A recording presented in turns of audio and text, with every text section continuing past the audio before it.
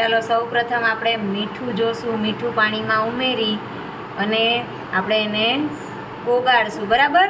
એટલે આપણે જોશું કે મીઠું છે એ પાણીમાં છે શું થઈ જશે? ઓગળી જશે. બરાબર, મીઠું છે એ પાણીમાં ઓગળી જશે. ખાંડ નાખીને, બરાબર? તો ખાંડ છે એને પણ આપણે પાણીમાં નાખી. પાણી શું છે તો કે દ્રાવક છે અને ખાંડ છે એ પાણીમાં આપણે ઓગાળવાનો પ્રયત્ન કરશું, બરાબર? તો આપણે જોવા મળશે કે ખાંડ છે એ નાખી હતી એના કરતાં નાના નાના એના કણો થવા લાગ્યા છે, બરાબર?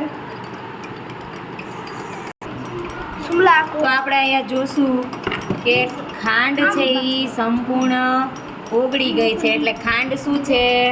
પાણીમાં દ્રાવ્ય છે, બરાબર? તો હવે આપણે ત્યારબાદ આપણે હવે ચોકના ભૂકાનો ઉપયોગ કરી અને જોશું કે ચોકનો ભૂકો છે એ દ્રાવ્ય છે કે અદ્રાવ્ય, બરાબર? આપણે એને હલાવશું. તો જો પાણીમાં તો આપણે અહીંયા જોશું કે ચોકનો ભૂકો છે એ તળિયે છે એ બેસી ગયો છે. એટલે ચોકનો ભૂકો છે એ સંપૂર્ણ પાણીમાં ઓગળી જતો નથી, બરાબર? એટલે એ અદ્રાવ્ય પદાર્થ છે. ત્યારબાદ આપણે લીંબુનું દ્રાવણ છે એનો ઉપયોગ કરશું. એના ટીપા છે ડ્રોપર વડે પાણીમાં નાખશું. એટલે આપણે જોશું કે લીંબુનો રસ છે એ શું છે? પાણીમાં આપણે ઓગાળવાનો પ્રયત્ન કરશું. આપણે પાણીમાં સંપૂર્ણ હલાવી દેશું. તો આપણે એને જોવા મળશે કે માટીના કણો છે એ ક્યાં છે? પાણીમાં તળિયે બેસી જાય છે સંપૂર્ણ ઓગળતા. તો આપણે જોશું કે માટીના કણો છે એ તળિયે બેસી ગયા છે. એટલે માટી છે એ શું છે તો કે પાણીમાં દ્રાવ્ય નથી.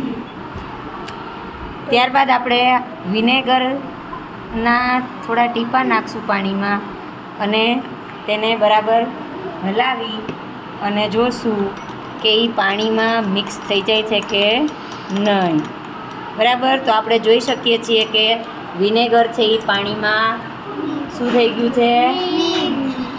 દ્રાવ્ય, બરાબર? નાખશું અને પાણીમાં ઉમેરશું અને બરાબર તેને હલાવી નાખશું.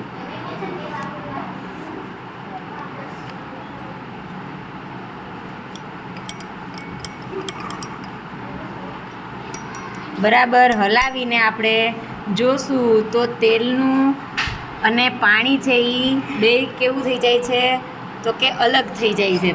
તેલ અને પાણી છે એ બે અલગ થઈ જાય છે. એટલા માટે પાણી અને તેલના બે સ્તર દેખાય છે અને તેલ છે એ પાણીમાં દ્રાવ્ય નથી.